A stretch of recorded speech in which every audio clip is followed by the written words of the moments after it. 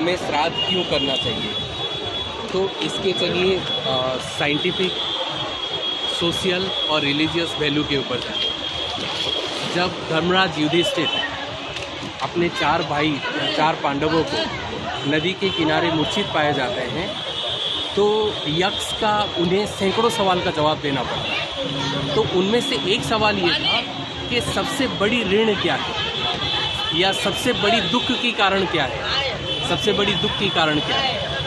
तो धर्मराज युधिष्ठिर कहते हैं कि सबसे बड़ी दुख की कारण होता है ऋण।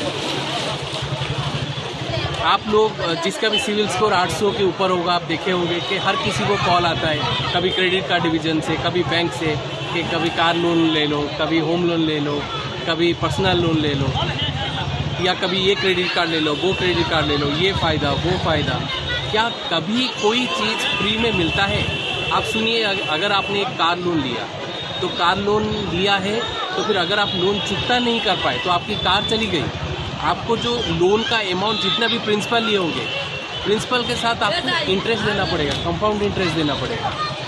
तो इसीलिए हर आदमी का 3 प्रकार के ऋण होता है। एक होता है देव ऋण, एक होता है पितृ ऋण, और एक होता है गुरु ऋण।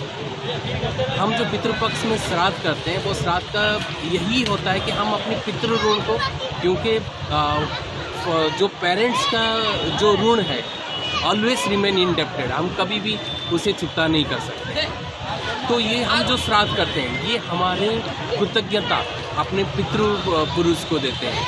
हमारे चाहे फोर फादर्स, चाहे फादर हो, ग्रैंडफादर हो, या ग्रैंड फादर हो, ये हम अपने फोर फादर्स को हम अपनी कृतज्ञता देते हैं। ये हमारे एक रिस्पॉन्सिबिलिटी होती है। चलिए अब हम रिलीजियस पॉइंट ऑफ व्यू में जाएं। रिलीजियस में गरुड़ पुराण में ये लिखा था कि भगवान गरुड़ पूछते हैं भगवान विष्णु से कि हे भगवान, ये बात बताइए, जब कोई श्राद्ध तर्पण करता है, वो तो जल में तर्पण करता है, या कोई पशु को, जैसे गाय को तर्पण करते हैं, या अन्य जीव जंतु को तर्पण करते हैं, तो वो उनके पितृपुरुष के पास कैसे जाता है? तो उसमें भगवान विष्णु एक इजीली आंसर देते हैं कि जो भी तर्पण करते हैं, वो तर्पण सारे मेरे पास आते हैं, और उससे मैं उनके पितृपक्ष को देता हूँ। देखिए, मेरी हाथ में ये जो लोटा है, इसमें जो जल है और समंदर में जो जल है, क्या इन दोनों में कोई अंतर है? आप बोले हाँ, वो सलाइन वाटर है, ये प्लेन वाटर है। लेकिन आप उसका टेक्निकलिटी पे जाइए, वाटर साइकिल या जल चक्र हम सबको पता है।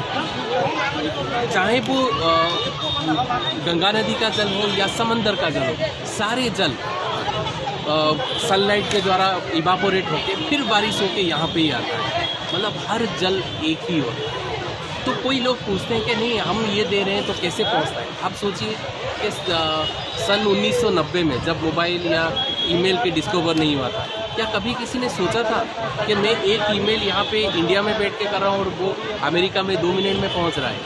वैसे ही बहुत सारी चीज़ें हमें पता नहीं है।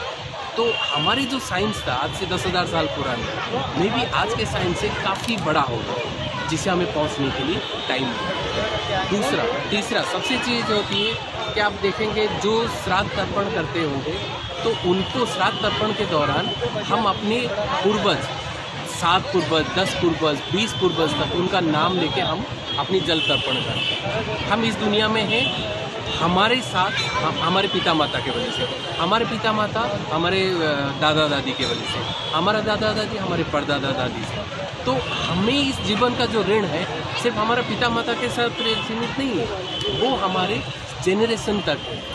तो ये जो श्राद्ध करते हैं, इसका दूसरा ये भी मकसद रहता है कि जिसके द्वारा हम अपने पूर्वजों को उस समय ध्यान कर सकते हैं। क्योंकि जो ऋण हम चुका नहीं सकते, लेकिन हाँ, हम उनको नमन करके हम कुछ इनको बता सकते। और सोशल रिस्पॉन्सिबिलिटी, आप देखिए कि जब भी हम श्राद्ध तर्पण करते हैं, तो हम कुछ खाना, वस्त्र, खाना हम नदी में देते हैं, या हम जानवर को खिलाते हैं। इकोलॉजिकल साइकिल आपने समझा होगा, कोविड-19 ने हम सबको सिखा दिया कि सच्चाई क्या होता है, कि ऑक्सीजन, जो हम ऑक्सीजन भी ले रहे हैं, वो ऑक्सीजन फ्री नहीं है।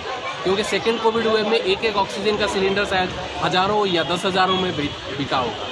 तो इससे ये पता चलता है कि कोई भी चीज़ फ्री नहीं होता है। तो ये जो श्राद्ध तर्पण हमें जो ये प्रकृति कुछ सब कुछ देती है, तो हम प्रकृति को भी देते हैं कुछ खाना पीना इसके लिए। तो सबसे बड़ी चीज़ होती है कि हर सवाल का जवाब नहीं होता है, कुछ सवाल का जवाब सवाल में ही होता है। तो हमारे ये माना जाता है कि 1 साल में क्यों श्राद्ध किया जाता है, ये माना जाता है कि हम धरती लोक में रहते हैं और एक यमलोक है। तो धरती लोक से यमलोक का जो दूरी है वो 13 महीने में कवर होता है, तो इसीलिए हम 12 महीने बाद एक श्राद्ध करते हैं। अगर कोई पूछेगा नहीं ये इमेजिनरी है, क्या कोई दुनिया में कोई साइंटिस्ट ये बता सकता है कि पृथ्वी जैसा दूसरा पृथ्वी और कहीं पे नहीं है? बिल्कुल होगा, लेकिन हम उसे जानते नहीं। वैसे ही बहुत सारे साइंटिस्ट जो डिस्कवर्ड है, दैट इज़ कॉल्ड मिथ।